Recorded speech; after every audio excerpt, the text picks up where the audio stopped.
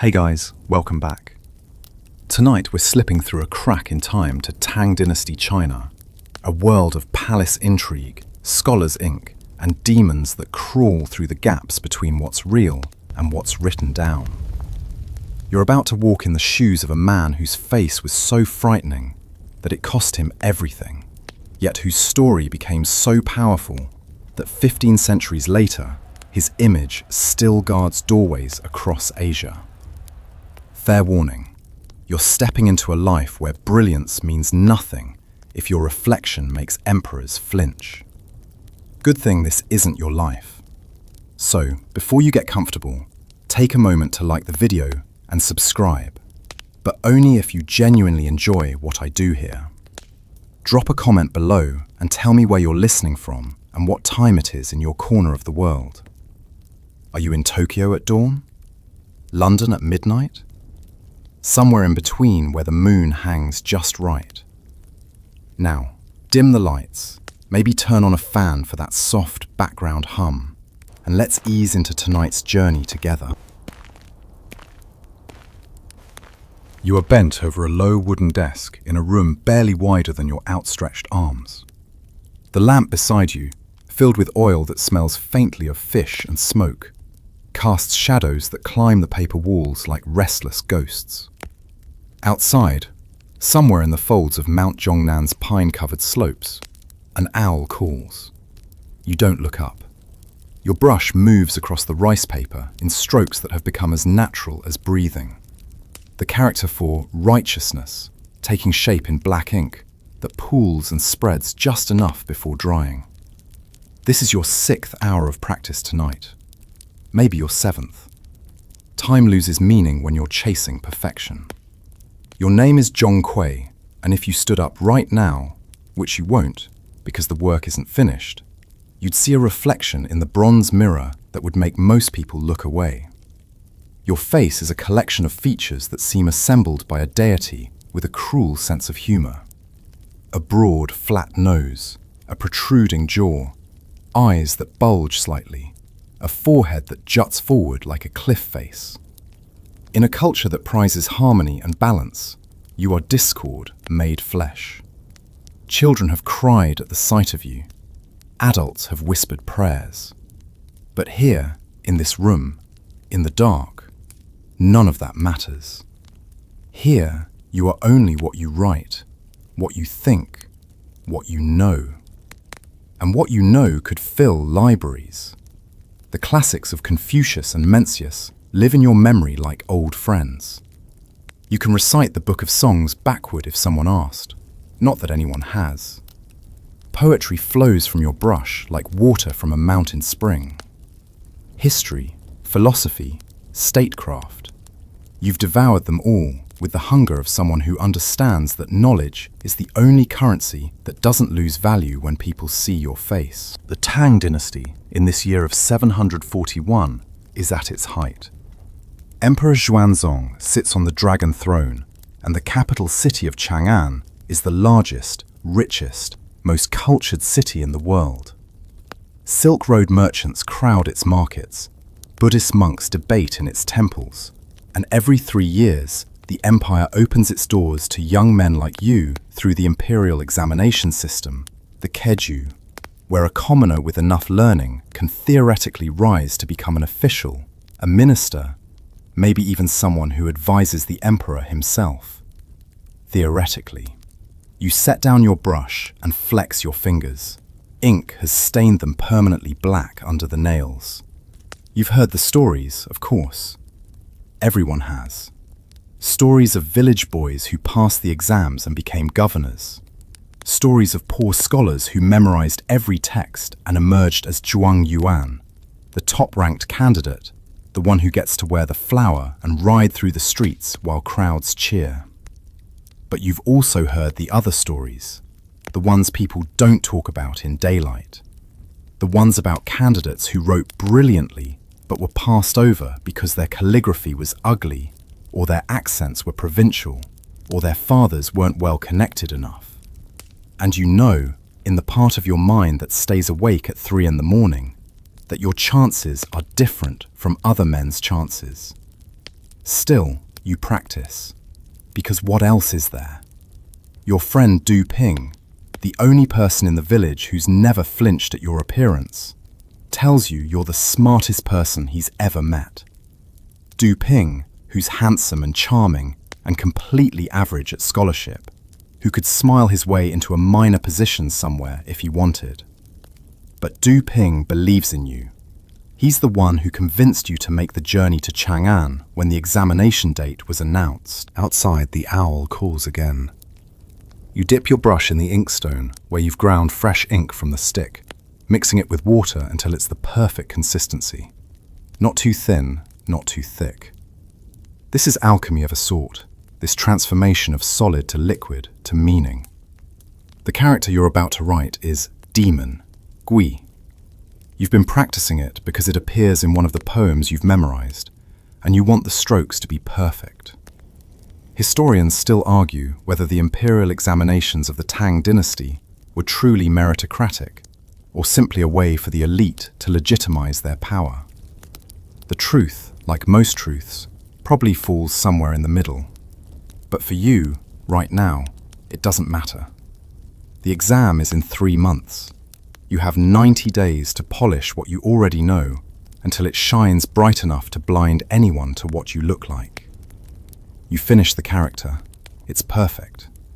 The demon on the page looks almost alive, its strokes suggesting movement, chaos, hunger. You've captured something wild and pressed it flat onto paper. There's satisfaction in that, a tiny victory in a war you're not sure you can win. Your mother calls from the other room. Dinner's ready. Rice and vegetables, same as always. Your family isn't poor exactly, but they're not wealthy either.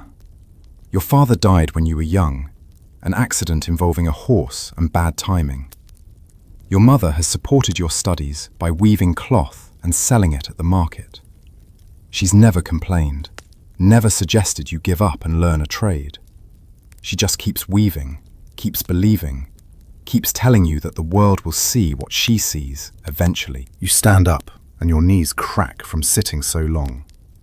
Tomorrow you'll practice calligraphy again, and the day after that, and the day after that, until your hand cramps and your eyes blur, and every classical text has been reviewed so many times you could recite them in your sleep. Because in 3 months, you're going to walk into that examination hall in Chang'an. You're going to sit down with hundreds of other candidates. You're going to write the most brilliant essays that any examiner has ever read.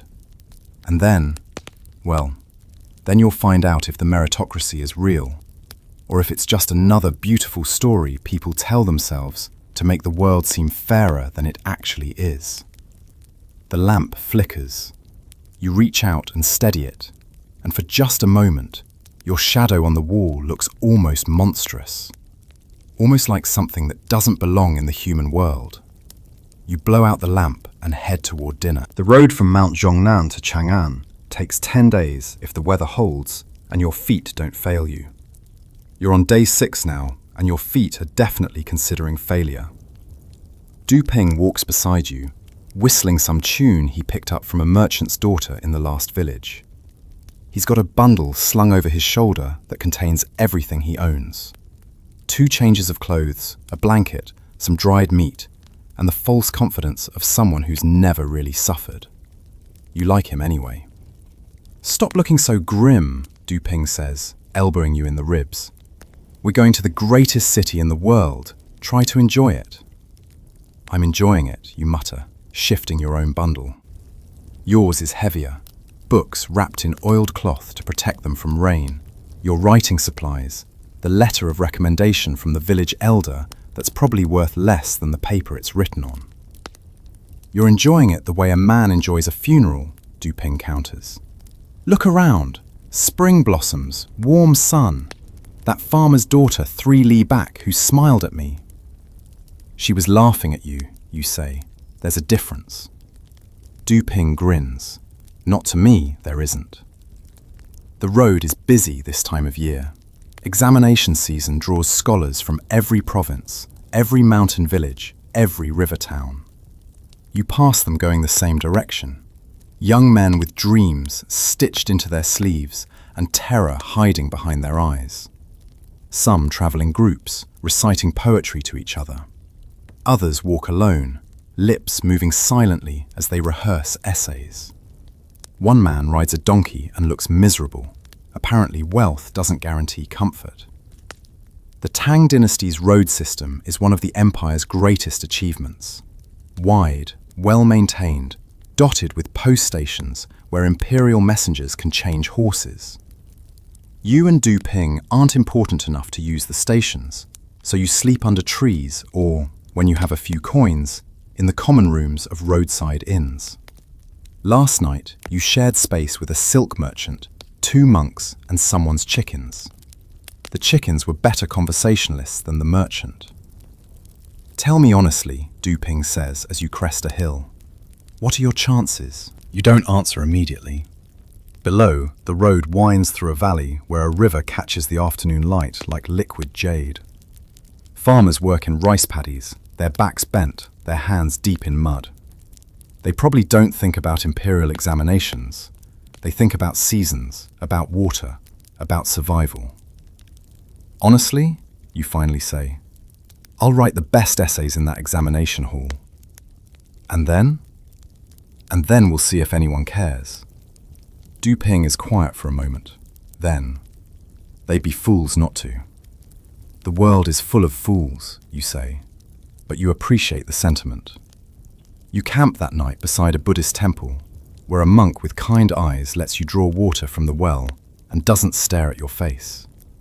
Du Ping falls asleep quickly, the way he always does, while you lie awake, watching stars slide across the sky.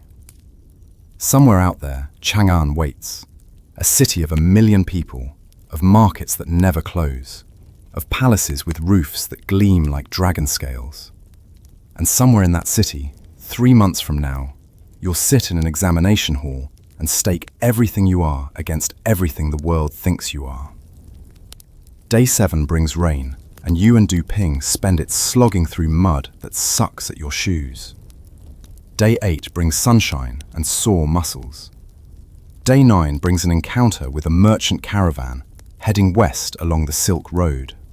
Men with skin darkened by distant suns, speaking languages that sound like music from dreams. One of them stares at you, and you brace for the usual reaction, but instead, he nods respectfully. Later, Du Ping tells you the merchant said something in his language that the translator rendered as fierce spirit. You're not sure if that's better or worse than the usual fear. On day 10, you see it. Chang'an rises from the plain like something from a story, like something that shouldn't be real but is. The walls, round earth and brick, 40 feet high, stretch farther than your eyes can follow. Gates big enough to swallow houses stand open, and through them pours a river of humanity. Merchants, monks, soldiers, scholars, farmers, beggars, nobles. The city is a grid of streets so precise that historians still marvel at it 1,200 years later. The imperial palace sits at the north end, and even from here, you can see its roofs catching the light. "Gods above and below," Du Ping whispers. "It's real." You don't say anything. You're too busy trying to breathe. You enter through the southern gate, and the noise hits you like a wave. Thousands of voices haggling, laughing, arguing, singing. The smell of roasting meat and incense, and too many people pressed too close together. Shops line the streets, selling everything.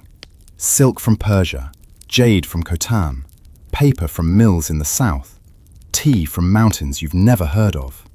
A trained elephant walks past, and neither you nor Du Ping can quite believe your eyes. You find a cheap inn in the Eastern Market District, a place that rents space on the floor for a few coins per night.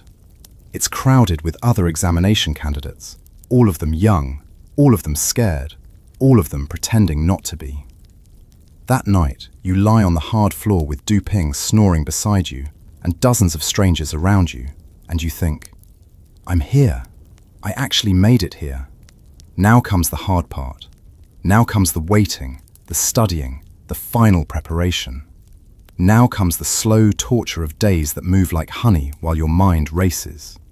And then, eventually, will come the morning when you walk into that examination compound and find out if everything you've believed about yourself is true, or if it's just another beautiful lie. The examination compound sits in the southern part of Chang'an, surrounded by walls that seem designed to contain dreams or crush them. You're not sure which. You've been here for 3 hours, standing in a line that moves forward with the speed of glacial ice. Around you, hundreds of other candidates wait, their faces showing every shade of anxiety, from mild nausea to full panic. Some mouth sutras under their breath. Others clutch lucky charms. One man near you is crying quietly, and you're not sure if it's from fear or if he's already mourning his failure. Du Ping stayed behind at the inn. He knows you need to do this alone. When you finally reach the entrance, a board official checks your documentation. The letter from your village elder, your registration papers, proof that you're not a criminal or a barbarian or someone who's already failed 3 times. His eyes flick to your face, hold there for half a heartbeat too long, then drop back to the papers. He stamps something with red ink and waves you through. Inside, the compound is a city within a city. Rows of small cells stretch into the distance, each one barely large enough for a man to sit. These will be your homes for the next 3 days. 3 days of continuous examination, of writing essays on the classics, composing poetry, demonstrating your grasp of history and statecraft and philosophy. They'll bring you food and water. They'll let you use the latrines under guard. But otherwise, you'll be alone, with nothing but your mind and your brush, and the weight of everything riding on what you produce. You find your assigned cell, number 447. The walls are bare wood. There's a small board to write on, a water jar, and nothing else. You set down your supplies and sit. Around you, in cells 446 and 448, and hundreds of others, young men are doing the same thing. The air smells like fear sweat and ink. A gong sounds. The examination has begun. The first prompt appears, carried by officials who pass scrolls through a slot in each cell. Your hands shake slightly as you unroll it. Discuss the principles of righteous governance according to Mencius, with particular attention to the relationship between the people and the ruler. You smile. You've been preparing for this question, or questions like it, for 10 years. Your brush moves across the paper like it's dancing, like it has a mind of its own. You cite passages from memory. You build arguments that stack on each other like stones in a wall. You write about how Mencius argued that the people are the most important element of a nation, followed by the spirits and gods, with the sovereign as the least important. You discuss the mandate of heaven and how a ruler who fails his people loses legitimacy. You write with the clarity of someone who knows the material so thoroughly that it's become part of your bones. Hours pass. They bring rice and tea. You eat without tasting. The second prompt comes.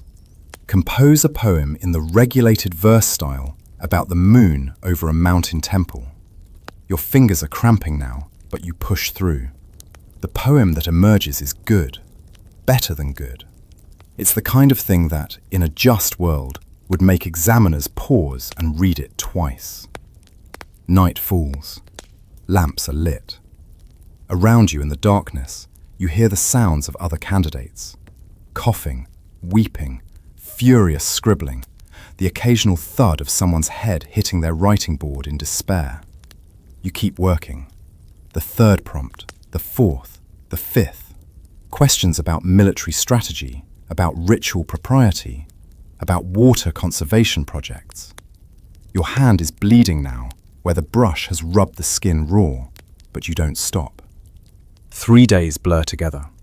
Sleep comes in snatches, minutes stolen here and there when your body simply refuses to continue.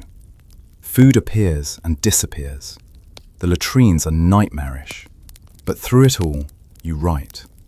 You pour everything you know, everything you are, onto sheet after sheet of paper.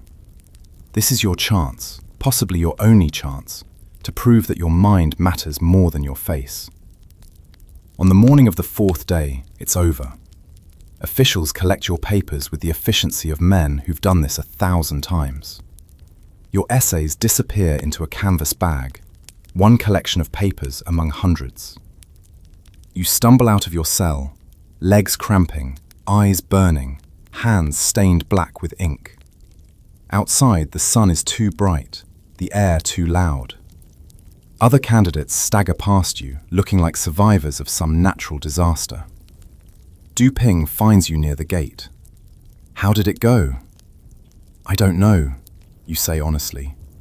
I wrote what I know. Now it's up to the examiners. The next week is torture. Rumors sweep through the candidate population like wildfire. Someone heard that this year's examiners are particularly strict. Someone else heard they're looking for innovative thinkers. Another rumor claims the whole thing is rigged, that all the positions have already been purchased by wealthy families, and the examination is just theatre. You try not to listen. You try not to hope too much. Finally, the day comes. Results will be posted at the examination compound at noon. You and Du Ping arrive at dawn and find the place already packed with candidates and their families. The crowd builds as the morning stretches on. Noon comes and goes. Then, finally, an official emerges carrying a scroll longer than he is tall. The crowd surges forward. The official begins reading names in order of rank. The first name draws a scream of joy from somewhere in the crowd. The second name prompts a young man near you to collapse in relief. The third, the fourth, the fifth. Your heart hammers so hard you can feel it in your teeth. And then, impossibly, you hear it. Zhong Kui of Mount Zhongnan. You're not first, you're not second, but you're on the list. You passed. You actually passed. Du Ping is shaking your arm, shouting something you can't hear over the roaring in your ears. Other candidates are congratulating you, or moving away, or standing frozen in shock at their own results. You feel like you're floating, like gravity has momentarily forgotten you exist. But the celebration is premature. Because passing the examination is only the first hurdle. Now comes the interview. Now comes the moment when you stand before officials, or possibly even the emperor himself, and they decide if you're worthy of appointment. Now comes the moment when they see your face, and that's when everything you've achieved will either matter or turn to ash. The palace compound is even more magnificent than you imagined, and your imagination has been working overtime for weeks. Jade-tiled roofs curve skyward like frozen waves. Walls painted vermilion red seem to pulse with their own inner fire. Dragons coil around pillars, their scales picked out in gold leaf that catches every stray photon of light. This is power made architecture, authority carved into wood and stone and ceramic. You're here because you placed in the top 10. Top 10 out of hundreds. Your essays were brilliant. You know this because word filtered back through the examination officials who couldn't quite hide their surprise. Extraordinary grasp of the classics, one of them reportedly said. Some of the finest writing we've seen in years, said another. Historians still argue whether the Tang Dynasty's examination system genuinely elected talent or simply provided a veneer of legitimacy to aristocratic privilege. But right now, walking through these gates, you're living proof that sometimes, merit can climb higher than birth. Du Ping couldn't come with you to this part. This is for successful candidates only. So you're alone again, walking in a line with 9 other young men, all of you dressed in your finest robes, which, in your case, means the least worn-out set. All of you trying to look confident while your stomachs churn like storm-tossed seas. You're being taken to the Hall of Political Affairs, where high officials, and possibly Emperor Xuanzong himself, conduct interviews. The process is theoretically simple. They ask you questions about governance, gauge your demeanor, assess whether you'd be an asset to the imperial bureaucracy. But everyone knows the truth.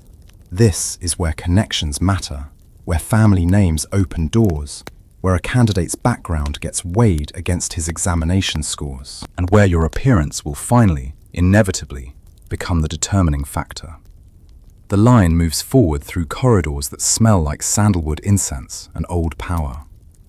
Eunuchs in silk robes glide past, eyes forward, faces blank. You catch glimpses of courtyard gardens where water trickles over artfully placed stones. Everything here is designed to remind you how small you are, how vast the empire is, how insignificant any individual becomes when standing at the feet of the dragon throne. One by one, the candidates ahead of you are called in. Each one disappears through a doorway guarded by soldiers whose armor gleams like captured starlight. Some emerge minutes later, grinning. Others come out pale and silent. One young man stumbles out and immediately vomits into a decorative planter. You're not sure what that means for his future prospects. Then it's your turn. Zhong Kui of Mount Zhongnan, an official calls. His voice echoes off the high ceiling like a judgment already rendered. You walk through the doorway into a hall that's both smaller and grander than you expected. The ceiling soars upward, painted with clouds and cranes and celestial bureaucrats conducting the business of heaven. The floor is polished stone so smooth you can almost see your reflection, which for once you're grateful isn't perfectly clear. At the far end, on a raised platform, sit 3 officials in robes that probably cost more than your village produces in a year. And in the center, in a chair that somehow makes every other piece of furniture in the room look like kindling, sits Emperor Xuanzong himself. You've seen paintings, of course. Everyone has. But paintings don't capture the presence of the man, the way authority seems to radiate from him like heat from a forge. He's in his 50s now, his beard touched with grey, his eyes carrying the weight of 3 decades on the throne. This is the emperor who has presided over the Tang Dynasty's golden age, who has filled Chang'an with poets and musicians and scholars, who has made the empire the envy of the known world. He's looking at you. You drop to your knees and press your forehead to the floor in the kowtow that protocol demands. This humble student greets your imperial majesty, you say, and you're proud that your voice doesn't shake. Rise, someone says, one of the officials, not the emperor himself. Present your examination results. You stand and produce the scroll that proves you passed, that certifies your top 10 placement. An official takes it, verifies the seals, nods to the emperor. Your essays were impressive, the emperor says, and hearing his voice feel like hearing thunder speak in human language. The examination board was particularly struck by your discussion of Mencius and righteous governance. Hope flares in your chest like a struck spark. This student is honored beyond measure, Your Majesty. Tell me, the emperor continues, how would you address the problem of corruption among provincial officials? And you do. You speak about accountability systems, about rotating assignments to prevent officials from developing local power bases, about anonymous reporting channels that protect whistleblowers. The ideas flow smoothly because you've thought about this, have written about it, have spent years imagining how you'd govern if given the chance. The officials lean forward, listening. The emperor nods occasionally. You're doing it. You're actually doing it. Then the emperor's eyes travel from your words to your face, really looking at you for the first time, taking in the protruding jaw, the bulging eyes, the features that have made people recoil your entire life. The room's temperature seems to drop 10 degrees. You would be a fine addition to the bureaucracy, the emperor says slowly, if you were someone who could represent the dignity of the imperial government. The spark of hope gutters out. However, he continues, and each word is a nail being driven into a coffin, The face of the empire must reflect its glory. Officials meet with foreign dignitaries, with nobles, with the people themselves. They are the visible embodiment of the Tang Dynasty's greatness. You know what's coming. You've always known. Your scholarship is unquestionable, the emperor says, and he almost sounds regretful. Almost. But your appearance is unsuitable for public service. The silence that follows is the kind that could swallow worlds. You should accept this. You should kowtow again, thank the emperor for his time, back out of the hall with whatever dignity remains. That's what a proper scholar would do. That's what a man who understood his place would do. But something breaks inside you. Something that's been under pressure your entire life, compressed by every stare, every whisper, every time someone judged your outsides while ignoring what lived inside. Something that contains all the hours you spent studying, all the nights you practiced calligraphy until your fingers bled, all the faith your mother had in you, all the friendship Du Ping offered despite everything. With respect, Your Majesty, you hear yourself say, demons don't care what the face of the empire looks like. The officials gasp, the guards tense. The emperor's eyes widen slightly. They care about strength, you continue, and you can't stop now, won't stop. They care about resolve. They care about someone willing to fight them, regardless of what that someone looks like. I may be ugly, but my brush writes beauty. My face may frighten children, but my mind serves the empire with the same loyalty as any handsome official who's more concerned with his appearance than his duty.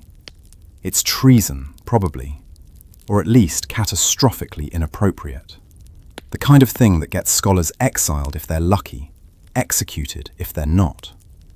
But you're already dead. Your dreams are already ashes. What's one more transgression at the funeral? The emperor stands. The whole room seems to hold its breath. You turn toward the palace steps, those beautiful jade steps that lead down from the hall, and you think, if I can't serve the empire in life, perhaps I can make a point in death. You run. The guards are too surprised to stop you immediately. You reach the top step, and without hesitation, without giving yourself time to reconsider, you dive forward.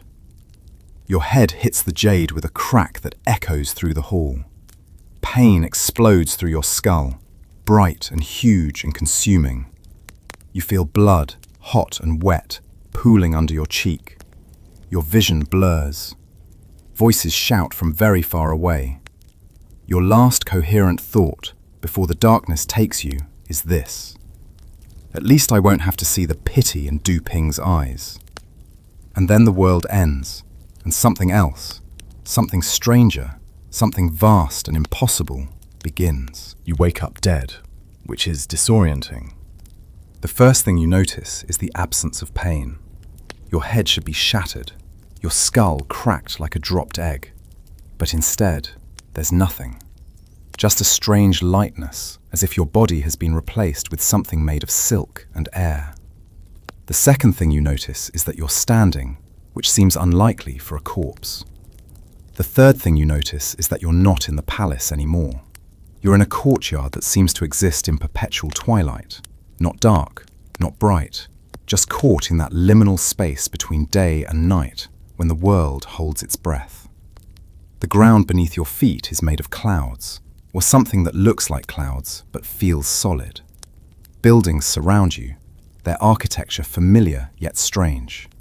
Curved roofs like those in Chang'an, but made of materials that shift color when you look at them directly. Jade that becomes pearl, becomes gold, becomes something with no earthly name. Well, a voice says behind you. That was dramatic. You turn and find yourself face to face with a man dressed in robes so white they hurt to look at, his beard flowing like a waterfall, his eyes containing the kind of depth that suggests he's seen civilizations rise and fall and rise again. His official hat marks him as someone of extraordinary rank, though exactly what rank is unclear. I'm dead, you say. It's not a question. Spectacularly so, the man agrees. Head versus jade. Jade wins. That's generally how it goes. Are you... You pause, because asking if someone is a death god seems potentially rude. Here to judge me? Already been judged, the man says. He pulls out a scroll from nowhere, literally nowhere. It just appears in his hand, and consults it. Let's see. Zhong Kui, excellent scholarship, terrible social skills, died by self-inflicted head trauma at age... My, you were young. Shame about that. You don't know how to respond. The man seems to be treating your death like a minor administrative inconvenience, which is both insulting and somehow comforting. The thing is, the man continues, rolling up the scroll, we have a situation. The celestial bureaucracy, yes, we have one of those, it's exactly as tedious as it sounds, has been dealing with an uptick in demonic activity. Ghosts causing trouble, hungry spirits harassing mortals, that sort of thing. The usual guardian deities are overwhelmed. We need someone new, someone motivated, someone who's already dead so we don't have to negotiate lifespan issues. It takes a moment for the implication to sink in. You want me to hunt demons? I want someone to hunt demons, the man corrects. You happen to be conveniently deceased, and, according to this, he taps the scroll, in possession of an impressive rage toward injustice. Useful quality in a demon hunter. They're generally quite unjust, demons. Very disrespectful to proper order. You stare at him. Behind him, the twilight courtyard continues its impossible existence. Somewhere far away, you hear what might be celestial music, or might be the wind playing tricks with architecture. Who are you? You finally ask. The man smiles. I serve the Jade Emperor. Think of me as a recruiter. We have a position available. Guardian Spirit, Demon Suppression Division. Benefits include immortality, relative autonomy, and the satisfaction of protecting mortals from supernatural threats. Downsides include being technically dead and spending eternity looking at things most people can't see. And if I refuse? Then you proceed to whatever afterlife your karma has earned you, and we find someone else. Though between you and me, he leans in conspiratorially, you're perfect for this. You spent your life being judged by your appearance. Now you get to judge demons, who generally look far worse than you ever did. There's a certain poetic justice to it. You think about this, about spending eternity as some kind of supernatural enforcer, about never seeing your mother again, or Du Ping, or the mountain village where you learn to read by lamplight, about leaving behind any chance of rest, of peace, of the quiet you've always imagined death would bring.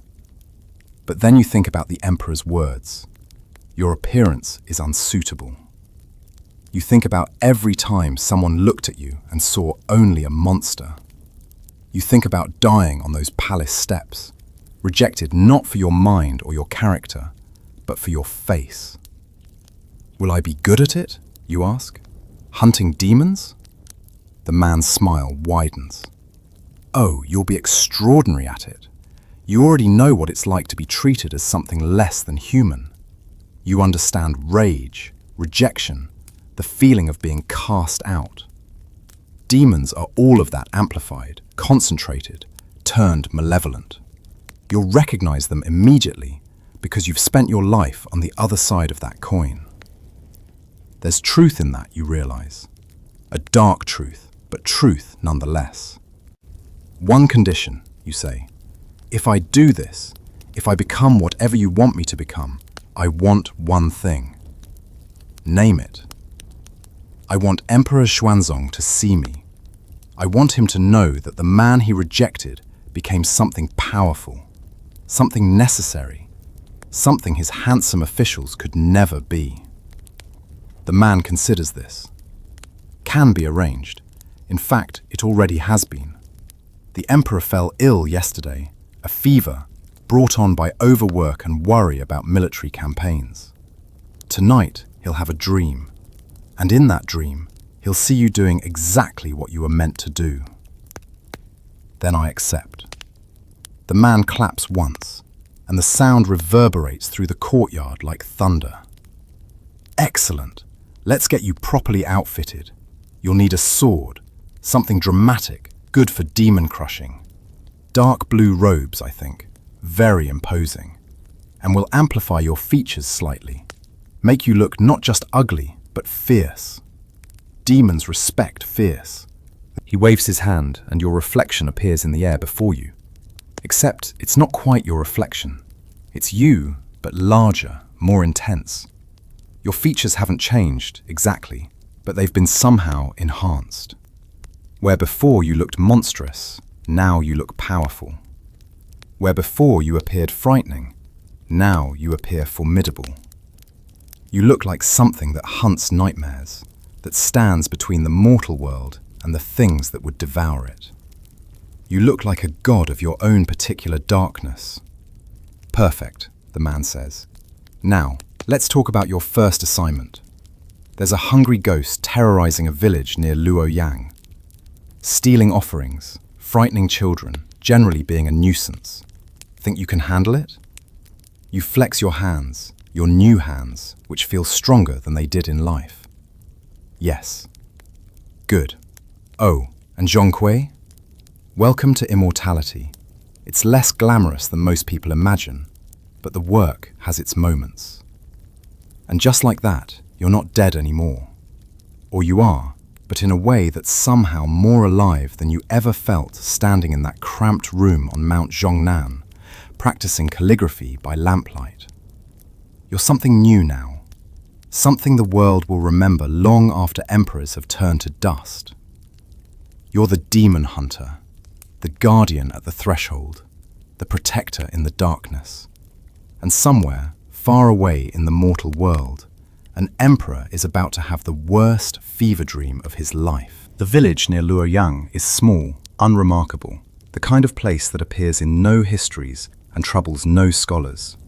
30 families, maybe 40, rice paddies stretching toward hills, a temple with peeling paint and a patient Buddha, and one very troubled, hungry ghost that's been making everyone's life miserable for the past 3 months.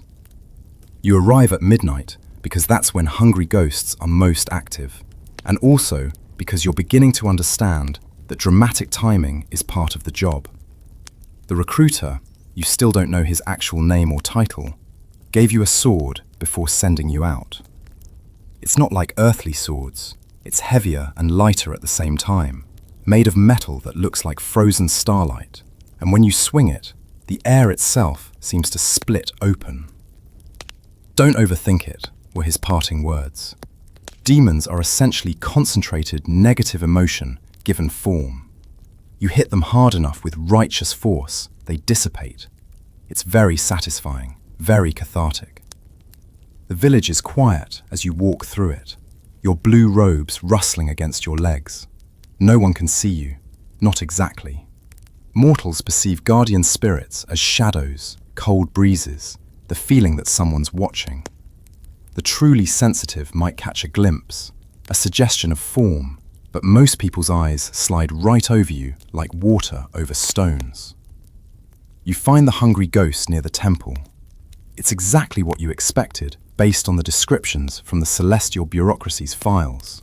A twisted, emaciated form with a stomach distended from endless, unsatisfied hunger.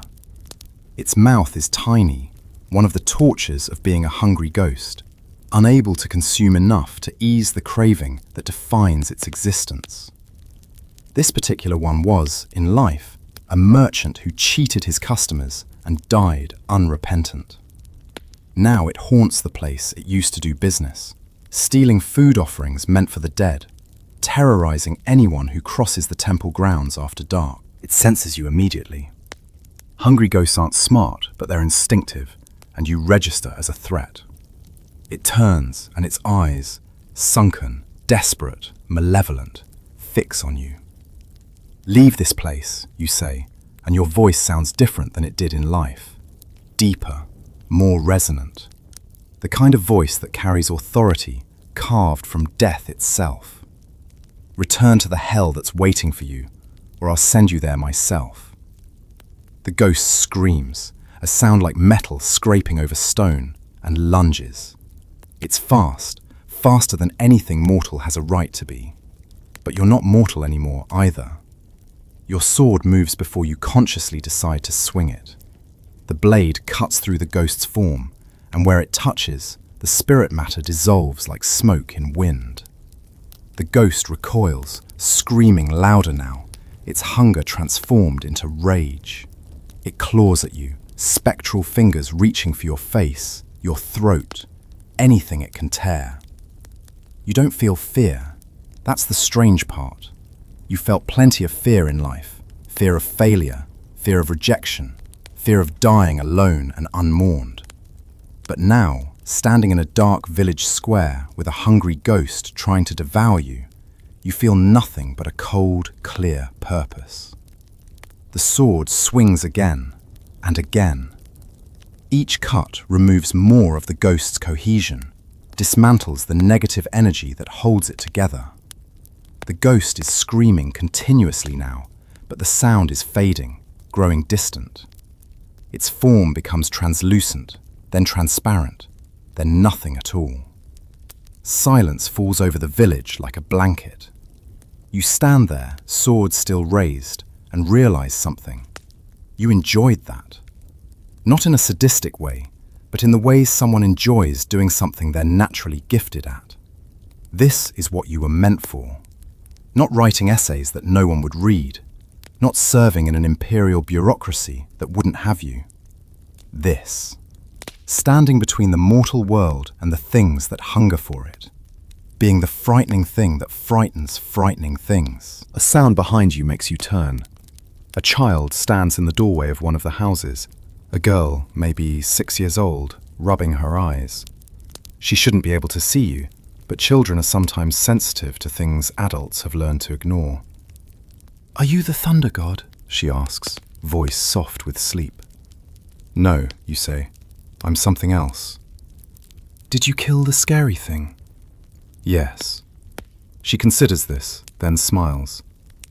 "Good. It ate my grandmother's rice cakes. She was sad." Before you can respond, her mother appears, scooping the child up, murmuring about dreams and night wandering. The woman's eyes pass over you without recognition. To her, you're just a cold breeze, a shadow that doesn't quite make sense. You sheathe your sword, it disappears into nothing, waiting for the next time you need it, and turn to leave. But as you walk away from the village, you hear something from the celestial realm. A sensation rather than a sound. Approval. The bureaucracy is watching.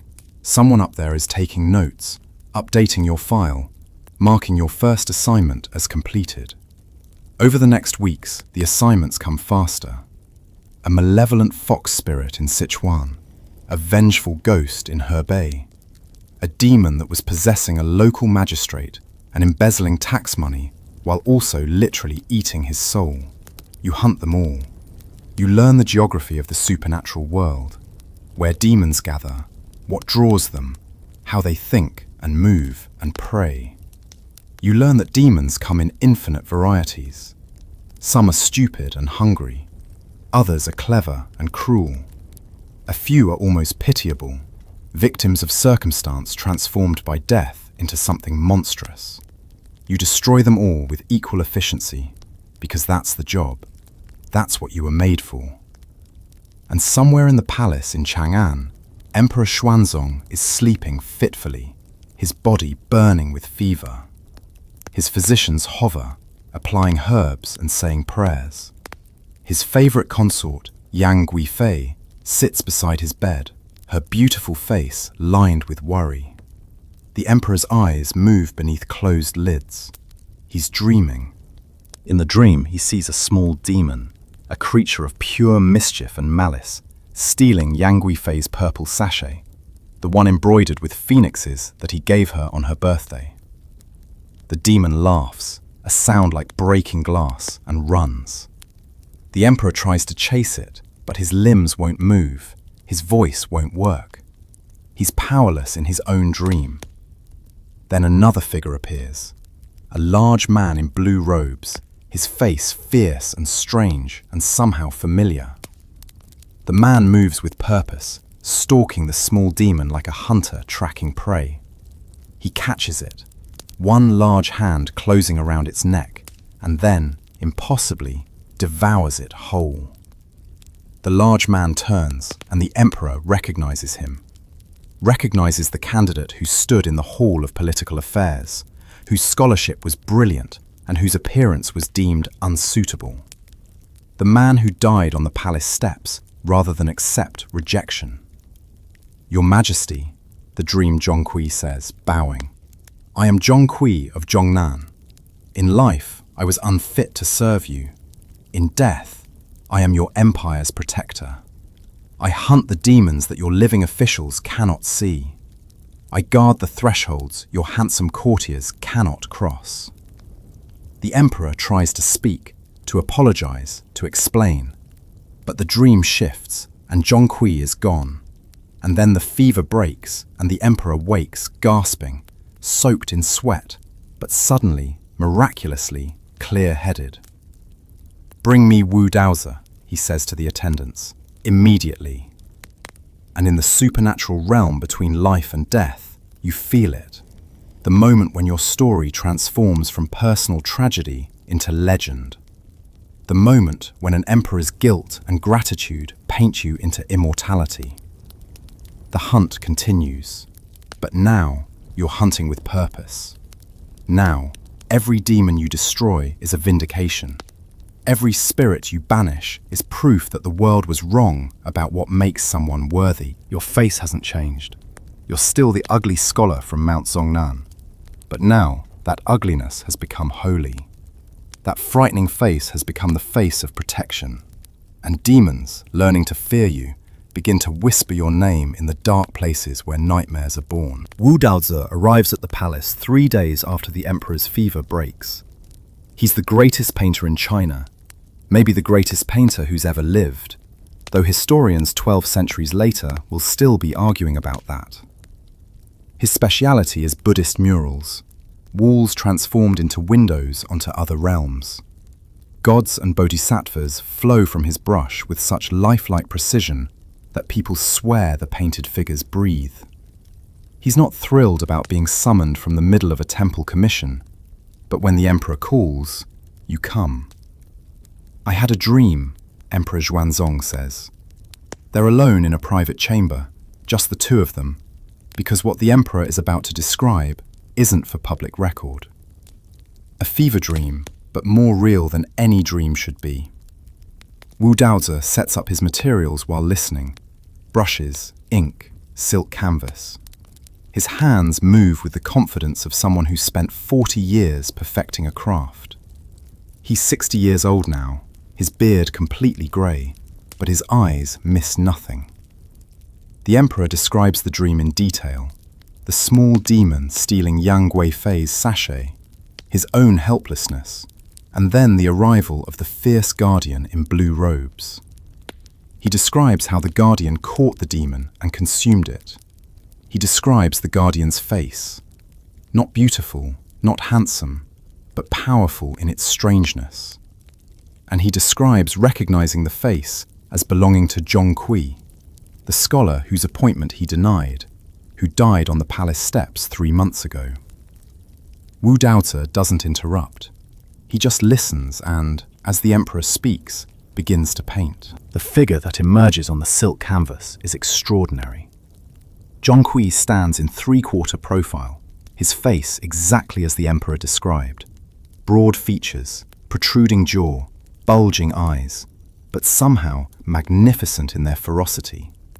He wears official blue robes that mark him as a scholar, but he carries a sword that no earthly official would wield. His eyes are fixed on something beyond the canvas's edge, something that viewers can't see but can sense. The demons he hunts, the threats he stands against. Wu Daozi adds details as he works: the wind catching Zhong Kui's robes, the subtle tension in his shoulders that suggests imminent action, the hint of something almost sad in his fierce expression. This is a man, or the ghost of a man, who didn't choose this role but has embraced it with absolute commitment. The painting takes 6 hours. When it's finished, Wu Daozi steps back and the emperor approaches. For a long moment, neither man speaks. "It's perfect," the emperor finally says. "It's exactly what I saw." "It's more than that," Wu Daozi replies quietly. "I don't know what I just painted, but while I was working, I felt observed, as if the subject was watching me create his image, making sure I got it right." The emperor believes him. How could he not? He just saw the same figure in his dream, defeating demons that his guards and physicians couldn't touch. "I want copies," the emperor says. "I want this painting reproduced and given to my ministers at New Year. I want Zhong Kui's image on doorways, in temples, in homes. He died rejected by the empire. In death, he'll be honored by it." And so it begins. Wu Daozi creates multiple versions. Other painters copy his work. The image spreads through Chang'an like a benevolent infection. By the next New Year's celebration, paintings of Zhong Kui have appeared in markets, sold to families who hang them on their doors to ward off evil spirits. The tradition takes root faster than anyone expected. Zhong Kui, the demon hunter. Zhong Kui, the door god. Zhong Kui, protector of homes and hunter of nightmares. You watch this happen from the spaces between worlds. You see your image reproduced hundreds, then thousands of times. Each painting is slightly different. Some show you battling demons directly. Others show you in contemplative poses. Still others depict you with the sword raised, mid-strike. But they all capture something essential. The transformation of rejection into power, of ugliness into protection. The irony isn't lost on you. In life, your face prevented you from serving the empire. In death, that same face becomes the empire's shield against supernatural threats. The features that made you unsuitable for the imperial bureaucracy now hang on doors across China, frightening away the very demons you hunt. New Year's becomes particularly significant. The tradition develops that families should hang Zhong Kui's image as the year turns, inviting his protection for the coming months. The paintings become more elaborate. You're shown with attendants, with demons you've captured, with symbols of scholarly achievement alongside instruments of demon hunting. Some images show you with your friend Du Ping, who died of old age 40 years after you, but whose loyalty to you became part of the legend. The Dragon Boat Festival adopts you too. The 5th day of the 5th lunar month becomes a time for hanging Zhong Kui images, for remembering that protection comes in unexpected forms, that the frightening can frighten on behalf of the frightened. Centuries pass, dynasties rise and fall. The Tang Dynasty eventually collapses, replaced by political chaos, then the Song, then the Yuan, then the Ming and Qing. China transforms, modernizes, suffers invasions and revolutions. The empire becomes a republic, becomes a people's republic. The world you knew disappears like morning mist. But the paintings continue. Artists in every era reimagine you. Ming Dynasty versions show you more ornate, surrounded by elaborate demon-hunting paraphernalia. Qing Dynasty images make you softer, more accessible. Modern interpretations experiment with style. Abstract Zhong Kui, minimalist Zhong Kui. Zhong Kui rendered in bold strokes that emphasize movement over detail. The tradition spreads beyond China. Wherever Chinese communities form, in Southeast Asia, in the Americas, in Europe, your image appears. Restaurants hang your painting for protection and prosperity. Families maintain the New Year tradition even after generations in foreign lands. You become part of the cultural DNA, a story everyone knows even if they don't know the details. In Taiwan, people burn spirit money for you during festivals. In Hong Kong, your image guards doorways in ancient neighborhoods where skyscrapers cast shadows on temples. In Singapore, in San Francisco, in London, in Sydney, Anywhere the Chinese diaspora has landed, you stand watch. The legend grows around the historical facts. Some versions claim you're married to a ghost bride. Others say you have demon servants who do your bidding. Still others imagine you as a trickster figure, using cleverness as much as force to defeat supernatural threats. The stories multiply like the paintings, each generation adding its own embellishments. But at the core, the truth remains. You are Zhong Kui, scholar of Mount Zhongnan. You were rejected for your appearance. You died in protest, and in death you became what the empire needed, more than it needed another handsome official pushing papers in a comfortable office. You became the frightening thing that keeps more frightening things at bay. And on doorways across the world, painted in ink and hope and collective memory, your fierce face still watches, still guards, still hunts, still protects those who, in their own ways, have been judged by their surfaces and found wanting. The Hong Kong temple sits wedged between a convenience store and a boutique selling designer handbags. It's 2023, and the city gleams with neon and glass, and the compressed energy of 8 million people living in vertical spaces. The temple itself is old, pre-war, maybe even late Qing dynasty, its walls blackened by 150 years of incense smoke. Inside, amid the red lanterns and gilt altars, your image hangs. Not the original Wu Daozi painting, obviously. That disappeared into history centuries ago, perhaps burned in one of China's countless wars, perhaps sitting unrecognized in some private collection. But this painting captures the essence. You in your blue robes, sword raised, face fierce with purpose. Someone has added offerings in front of it. Oranges, incense sticks, a bottle of baijiu. A paper prayer flutters in the air-conditioned breeze. You stand in the temple, invisible to the worshippers who come and go. An old woman lights incense, bowing 3 times. A businessman in an expensive suit pauses, hands pressed together, lips moving in silent prayer. A teenager with headphones around her neck stops long enough to drop a coin in the donation box, her eyes briefly meeting your painted gaze. They don't know you're actually here, the real you, not just the image. Guardian spirits rarely materialize in modern times. There's less need, maybe, or perhaps the modern world's electromagnetic hum makes it harder to cross the threshold. But sometimes you come anyway, checking on the places where your memory lives. The world has changed so completely that someone from the Tang Dynasty would think they traveled to a different planet. Buildings that touch the sky, metal birds that carry people across oceans, devices that let humans speak to each other across any distance, access any information, create images more realistic than the finest painting. Emperor Xuanzong would find it incomprehensible. Wu Daozi would either love it or have an existential crisis. But people, fundamentally, haven't changed. They still fear the dark, still worry about unseen threats, still need to believe something stands between them and the chaos. The demons have evolved. Modern anxieties take different forms than Tang Dynasty ghosts, but the need for protection remains constant. Some scholars now question whether you even existed. Academic papers argue that you're a folk invention, a mythology created to personify the examination system's failures. They debate whether Emperor Xuanzong really had that fever dream, or if the story was fabricated later to give the tradition legitimacy.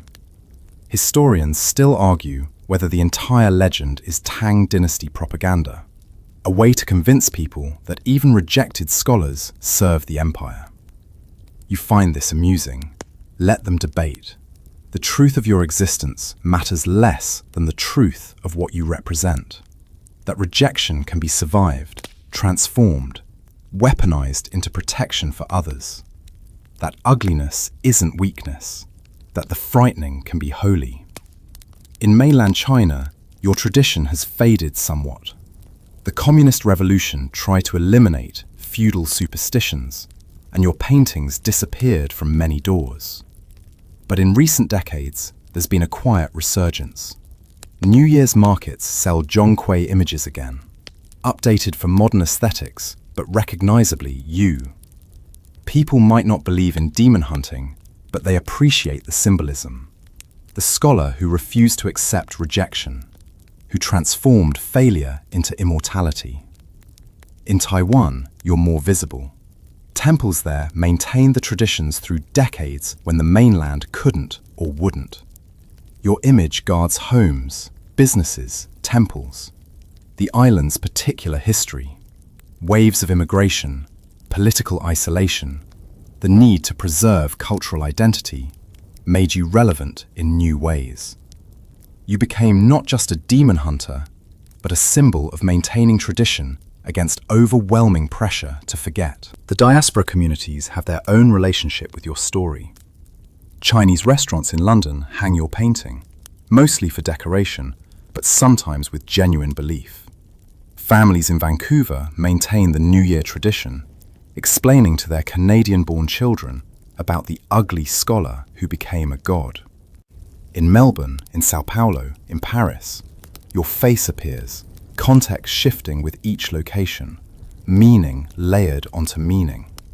The teenager with headphones leaves the temple. The businessman finishes his prayer and checks his phone. The old woman completes her ritual and shuffles out, her cane tapping against stone floors that have absorbed a century of footsteps. You remain looking at your own image on the wall. Wu Daozi captured something in that first painting that every subsequent version has tried to replicate. Not just the fierce face, but the sorrow beneath it. The knowledge that you were brilliant and rejected, that you died angry and became useful. That protection always costs the protector something. A young woman enters the temple. She's maybe 25, wearing business clothes, her eyes red from crying. She approaches your altar specifically, ignoring the other gods and bodhisattvas that crowd the space. She lights 3 incense sticks with shaking hands. "I didn't get the job," she whispers to your painting. "They said I interviewed well. They said my qualifications were perfect, but they gave it to someone else, someone who fit the company culture better."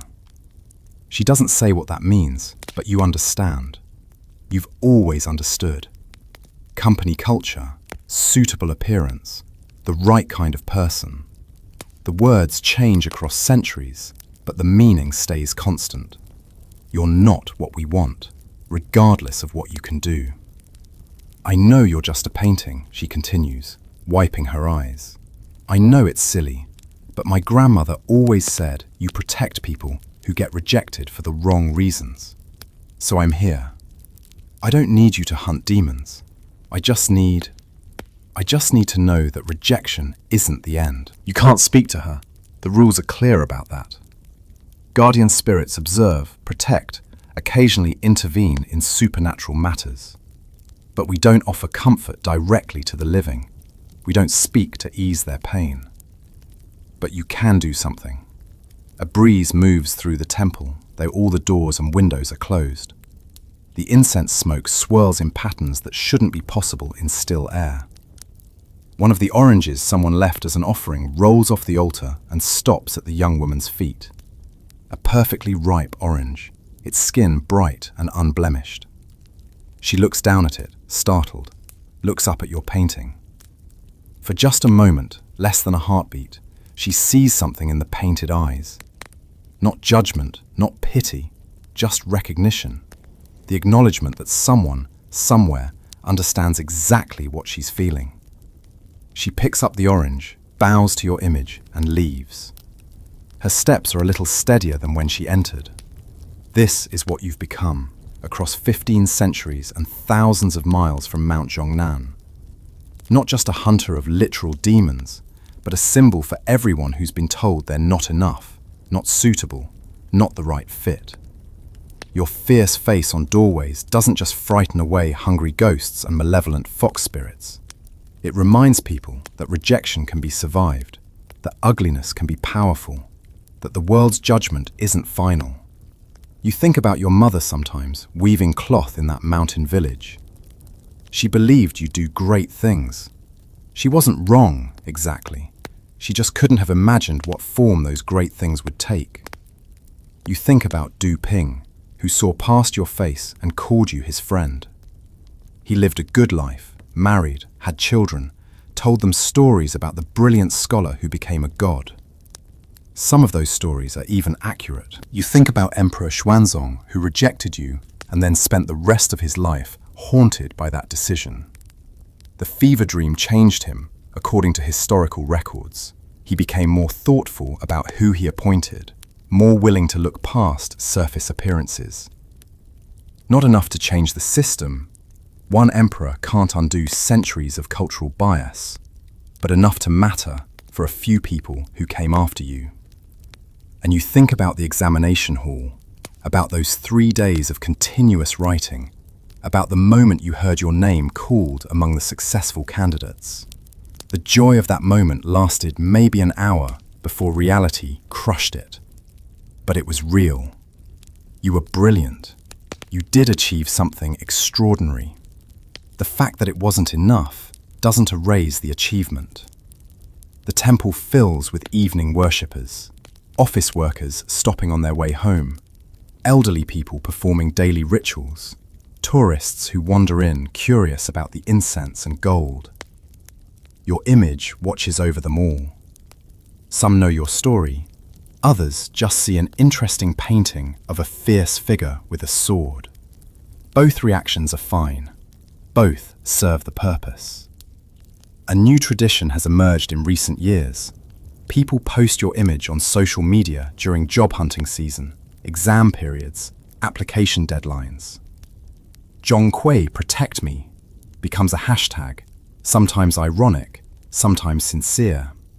Your face appears in memes, in digital art, in tattoos on people who want to carry a reminder that rejection isn't the end of the story. The scholars who question your existence would probably be appalled by this modernization. But you find it appropriate. Stories live by adapting. Legends survive by remaining relevant. The details change. Tang Dynasty demons become modern anxieties. Palace examinations become job interviews. Jade steps become glass ceilings.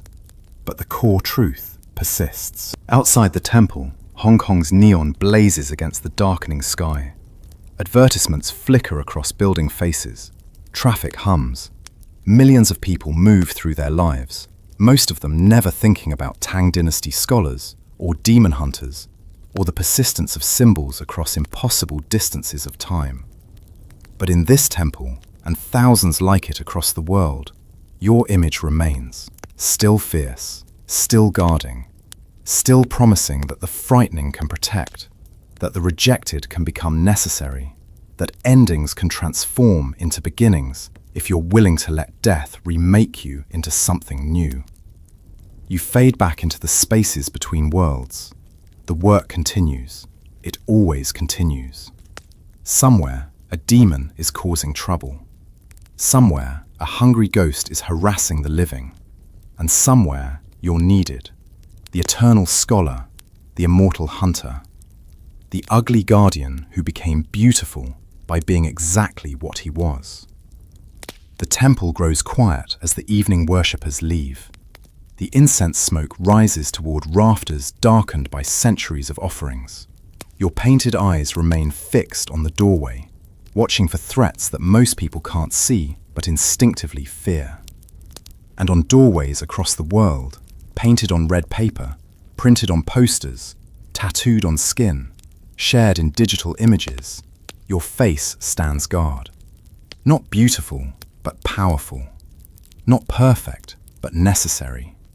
Still hunting, still protecting, still proving 15 centuries later that the Tang Dynasty emperor was wrong about what makes someone suitable. The incense smoke curls and settles now, its patterns growing lazy in the temple's dimming light. You can almost see it, can't you? The way the smoke moves like slow calligraphy, writing invisible characters in the air that fade before you can read them. The Hong Kong street outside grows softer, the neon less insistent, the city's endless hum becoming something almost musical. almost like a lullaby for concrete and glass, and millions of dreams pressed close together. Think about that orange rolling across the temple floor, how something so simple can carry weight beyond its physical presence, how small gestures ripple outward through time and space in ways no one can predict or control. The young woman will eat that orange later tonight, and maybe she'll remember the moment in the temple, or maybe she won't. But somewhere in her memory, the experience will settle. A small stone dropped into a deep well, its splash barely noticed, but its presence permanent. Zhong Kui stands watch tonight, just as he has for 15 centuries. Just as he will for as many centuries as people need symbols of survival, transformation, protection. His painted eyes never close, never rest, never stop scanning the threshold between safety and chaos. But that's his burden now, not yours. You can let your own eyes grow heavy. Let the weight of this long journey through Tang Dynasty examinations and palace steps and demon hunts and modern temples finally settle into your shoulders like a warm blanket. The world continues its turning, carrying all its stories with it. Some remembered, some forgotten, some transformed so completely that their origins disappear into myth and symbol. But underneath all that change, certain truths remain constant. That brilliance matters, that rejection isn't final, that ugliness can be holy, that every ending contains within it the seed of an unlikely beginning. So let the temple fade now, let the incense smoke dissipate into darkness, let the fierce guardian on the wall keep his eternal vigil while you finally, gently, release your hold on this story and let yourself drift into whatever dreams are waiting, knowing that somewhere, on doorways you'll never see, in cities you'll never visit, a fierce face watches the threshold, and the watching is enough, has always been enough, will always be enough. Sleep now. The demons are being handled. The guardian is at his post. And you can rest.